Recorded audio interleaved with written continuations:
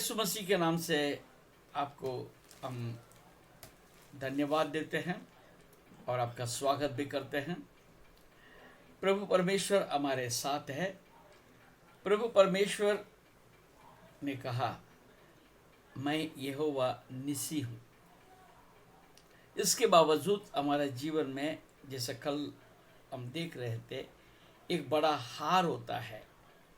परिस्थिति जो है ऐसा बिगड़ जाता है, हम बड़ा चिंता में पड़ जाते हैं। हमने देखा है कल यहोशू और वहाँ के सारे लोग जो है वहाँ टूट गए, प्रभु के सामने गिर पड़े और धूल उनके ऊपर डाल दिया। क्या कारण था? क्या कारण था? 6 अध्याय यहोशू का 6 अध्याय 18 पद में हम देखते हैं, और तुम अर्पण की हुई वस्तुओं से सावधानी से अपने आप को अलग रखो।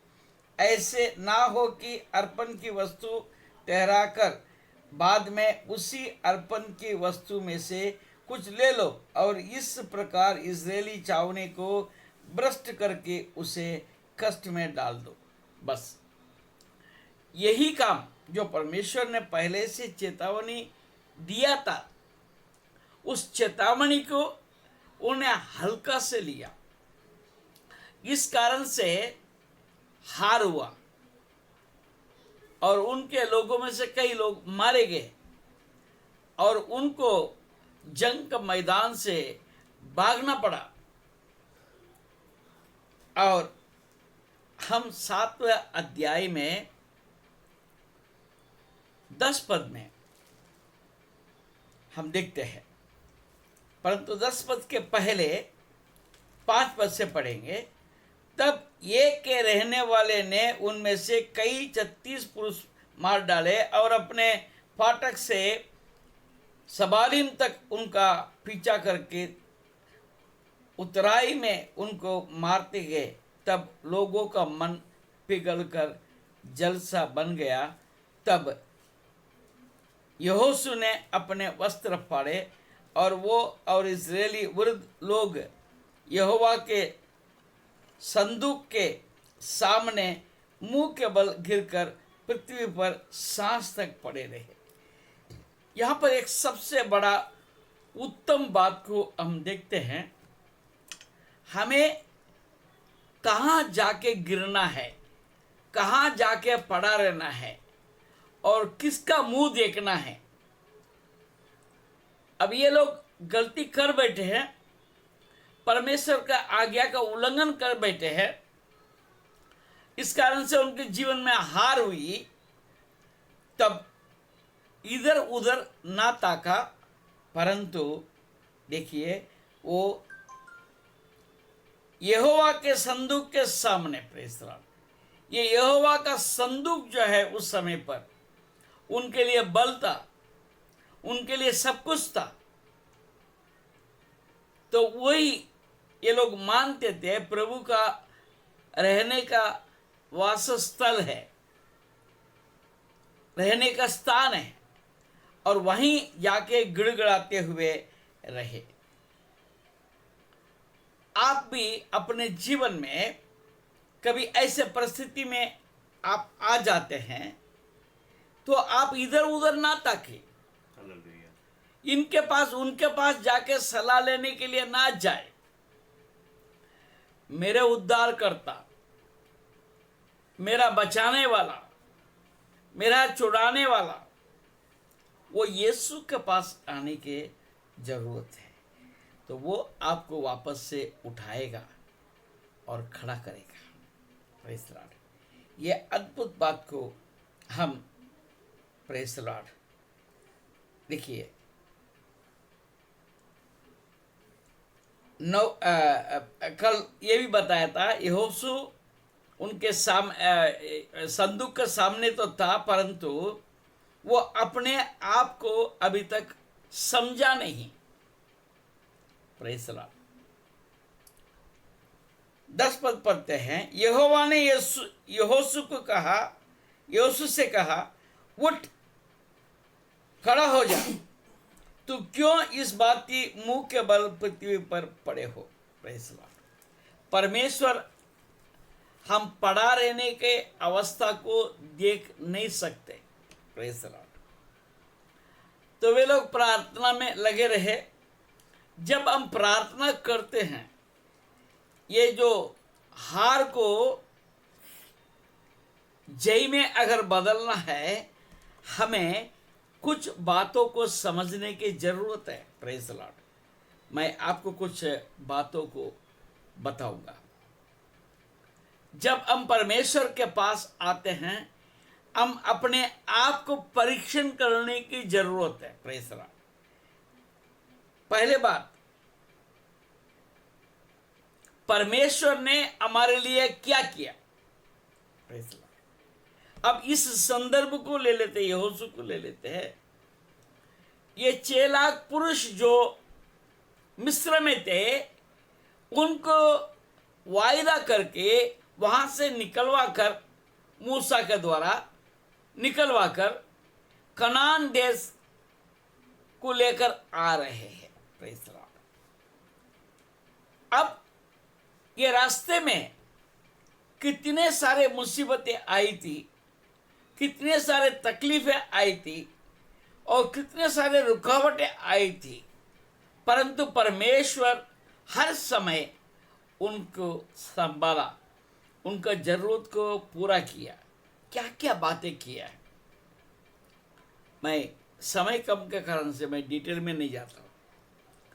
तो आज आपको भी समझने की जरूरत है। आज तक आप जीवित है तो आपके जीवन में परमेश्वर ने क्या किया है। What are the things God has done in your life? ये बात को समझने की जरूरत है। ये बात को अगर समझ लेते हैं, हम कभी टूटेंगे नहीं, हम कभी गिरे पड़े नहीं रहेंगे। Praise the Lord. इसलिए हमें स्मरण करने की जरूरत है। और दूसरी बात, परमेश्वर ने आपके मेरे जीवन में जितने किए हैं, उसका हमारा पास कोई लायकी था क्या?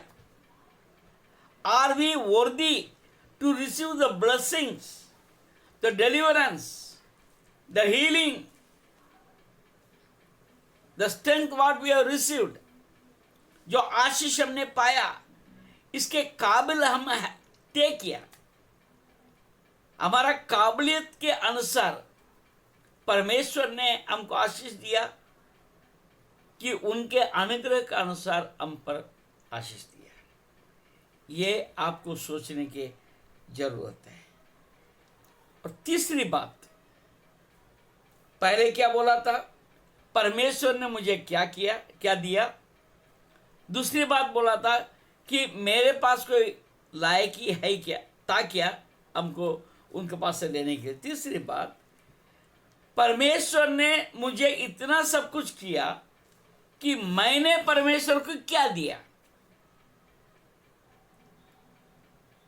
इसके पश्चात परमेश्वर ने जो आशीष हमें जिस प्रकार दिया, उसके बदले में आप और मैं उसके अनुसार परमेश्वर के लिए हमने कुछ किया है क्या? अब जो है हम गिरे पड़े हैं कि क्या उनके जरूरी है क्या आपको और हमको उठाना चाहिए? जो काम हमने किया उसके अनुसार यदि देखे तो। परंतु परमेश्वर ये सब बातों को हिसाब नहीं करता। वो तो अनुग्रहकारी है, वो करुणामय परमेश्वर है। आपको हमेशा उसी रीति से देखता है। आप एक कमजोर है, परंतु हमें भी अपने आप में एहसास करने की जरूरत है कि मैंने परमेश्वर के लिए क्या किया। What I have given, what I have done for the glory of God. Praise the Lord. उनके जरूरत के लिए नहीं उनके जरूरत आप और हम कहाँ करें, उनको जरूरत कुछ आई नहीं, सब कुछ उसके पास है। हालेलुया। हम धन्यवाद की वेदी हम अपने दिल में बनाए क्या। और हम जैसे परमेश्वर को वचन में लिखा है, आप सोचिए हाथ नहीं आना परमेश्वर के उपस्थिति में। अब जिस प्रकार परमेश्वर ने आपको आशीष दिया उसके अनुसार उसके लिए भेंट लेके जाना है।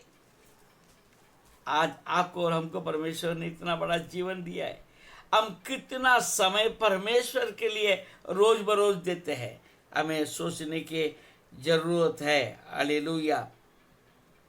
और हमें ये सोचने की जरूरत है, क्या परमेश्वर हमें देना चाहिए था? क्यों देना चाहिए था? What for? क्यों? क्योंकि वो तो ये बात मानता है, ये मेरा सृष्टि है। आप और हम कितनी बार मानते हैं वो मेरा सृष्टि करता है।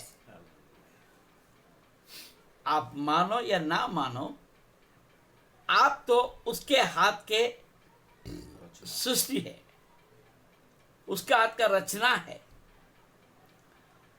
रचनाकार वो है, ये शायद आपको भले नहीं मालूम। Praise the Lord. और हम क्या करते हैं? दूसरी बात, और एक बात बताता हूं। परमेश्वर ने आपको और हमको आशीष दिया,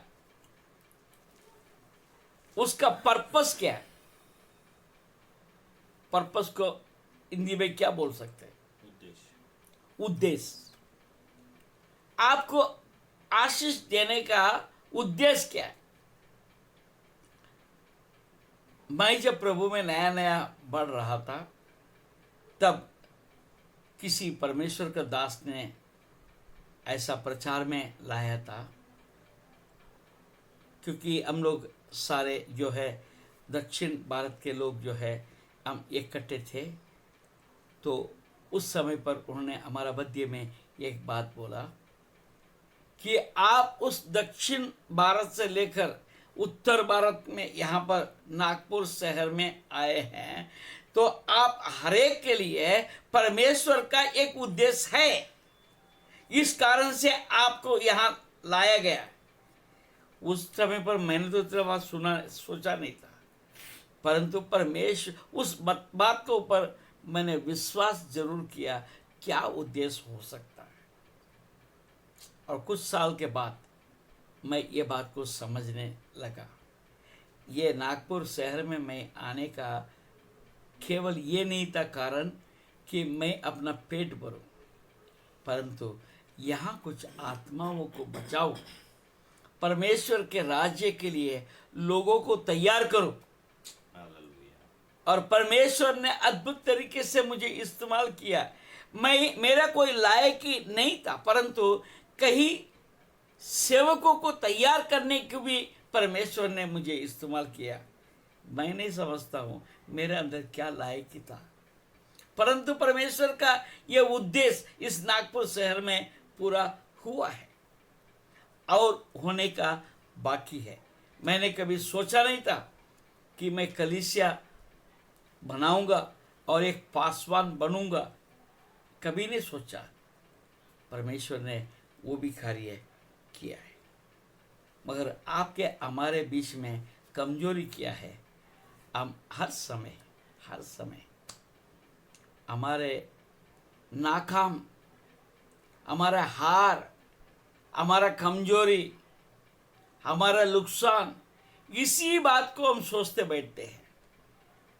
परमेश्वर आपको मुझे जीवित रखा है, इतने सारे आशीष रखा है, आशीष दिया है। तो count your blessing, name them one by one. आशीषों को गिन नाम बे नाम, तो तुम्हें आश्चर्य लगेगा वो बेशुमार आशीष आपको दिया है। आप ये नहीं करते हैं, परंतु पीछे जाते हैं, ऐसा हो गया वैसा हो गया। प्रभु के नाम को महिमा मिले। मैं आगे और भी बातों को लेकर चलूँगा। अभी आपको नीचे पड़ा नहीं रहना है, हार को सोचना नहीं। परमेश्वर ने जैसा बोला है, उठ खड़ा हो जा, तू क्यों इस बात की मुंह के बल पृथ्वी पर पड़ा है। आप खड़ा रहना, आगे क्या करना है, परमेश्वर क्या बोलता है, आपसे मैं कल बात करूंगा। प्रभु आपको आशीष दे। धन्यवाद।